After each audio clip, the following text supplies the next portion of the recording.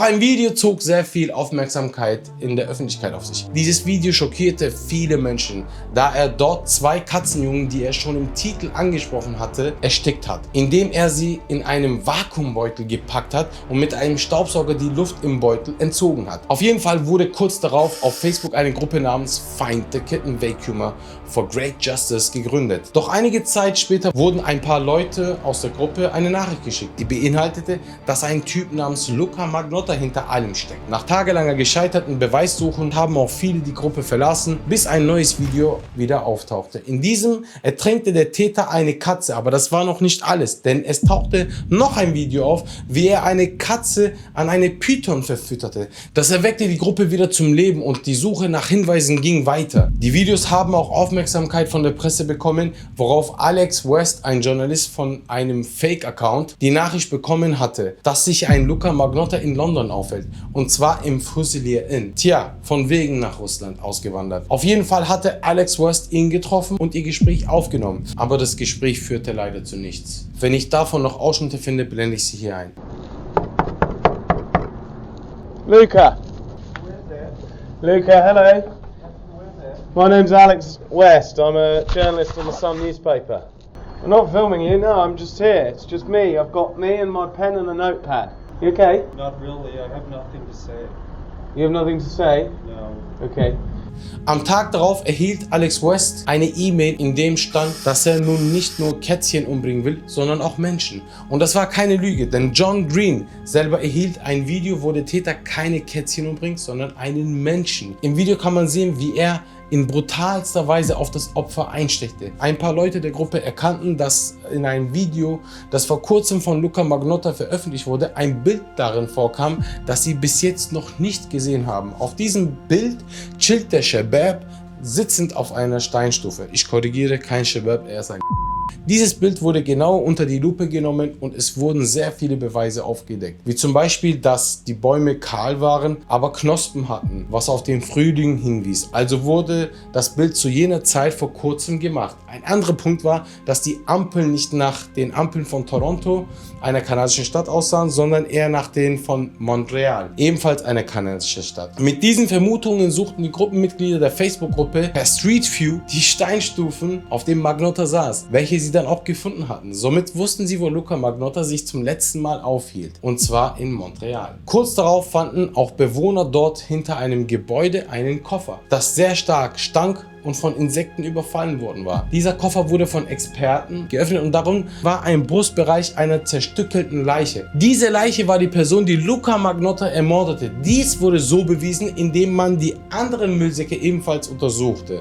In denen wurden Papiere, der Führerschein unter anderem von Magnotta, die anderen Körperteile und Waffen wie ein Schraubenzieher, Messer und eine Säge gefunden. Daraufhin sendet man einen Polizisten zu dem jeweiligen Apartment und dort war ebenfalls nichts. Natürlich, er war schon weg. Alles war leergeräumt und sauber, somit sahen die Polizisten ihre letzte Chance bei den Kameras. Dort erblickten sie, wie eine Person fast 20 Mal um etwa 4 Uhr nachts den Müll entleerte. Vielleicht denkt man sich jetzt, dass diese Person schuldig wäre, aber dieser Beweis ist nicht ausreichend. Jedoch wurde noch etwas anderes gesehen. Ein Fuß vom Opfer wurde nach dem kanadischen Parlament geschickt. Die Packung des Fußes konnte man scannen und schon wusste man, wo dies abgesendet wurde. Und zwar von einer Apotheke in Montreal. Die Polizisten überprüften die Überwachungskameras und stellten fest, dass man dort auch dieselbe Person wie bei den Müllentsorgungsvideos sehen konnte. Jedoch hatte er nicht nur ein Paket, sondern zwei. Und in der war nämlich eine Hand, die ebenfalls zum Parlament geschickt wurde. Diese Pakete wurden von ihm, Luka Magnotta, unterschrieben.